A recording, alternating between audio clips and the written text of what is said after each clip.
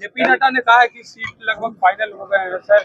आप 15 सीटों का डिमांड कर रहे हैं। अध्यक्ष वो हैं, वो कहते हैं, उनकी बात को तो मानना ही पड़ेगा। जो सीटें मिलेगी उसको रहेगी। नमस्कार, आप बोले भारत देख रहे हैं। मैं हूं आपके साथ कमलेश। एनडीए में सीट शेयरिंग को लेकर के जो चर्चाएं चल रही थी और आज घोषणा होना है। बीजेपी प्रदेश अध्यक्ष दिलीप जायसवाल ने कहा है कि दिल्ली से घोषणा करेंगे। ऐसे में एनडीए के नेता अब पटना से दिल्ली जाना शुरू कर दिए हैं। हालांकि केंद्रीय मंत्री चिराग पासवान दिल्ली में ही हैं, उन्हें दिल्ली में मना लिया गया है और जीतन राम मांझी भी अब मान गए हैं।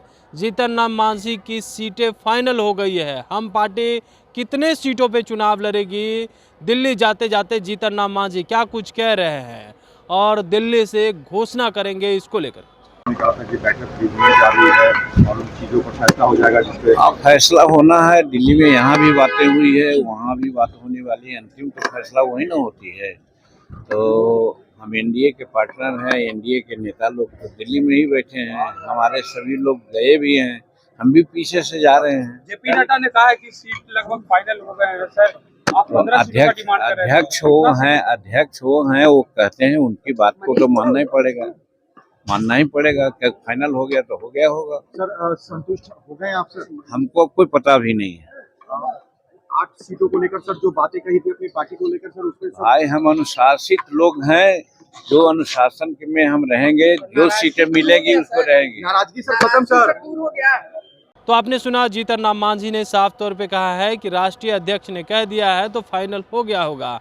अब जितनी सीट मिलेगी उतने ही सीट पर चुनाव लड़ेंगे।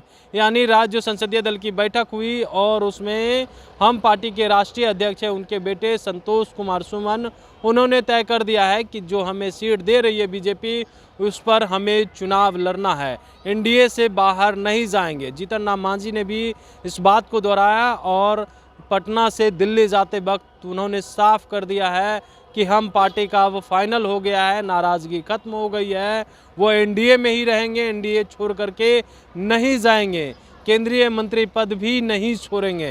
यानी सीधे तौर पे वो दिल्ली जाते जाते बड़ी बात कहते हुए नज़र आ रहे हैं और अब फाइनल हो गया है। शाम तक देखने वाली बात होती है कि घोषणा में क्या कुछ हम पार्टी को मिलने जा रही है। वहीं उपेंद्र कुशवाहा भी दिल्ली जा रहे हैं। सुबह नाराज़गी जाहिर कर दी है, लेकिन एनडीए की बैठक में शामिल होने के लिए उपेंद्र कुशवाहा दिल्ली जा रहे हैं और जो सीटों को लेकर के चर्चा हो रही है उस पर उपेंद्र कुशवाहा ने अपनी नाराज़गी व्यक्त कर दी है।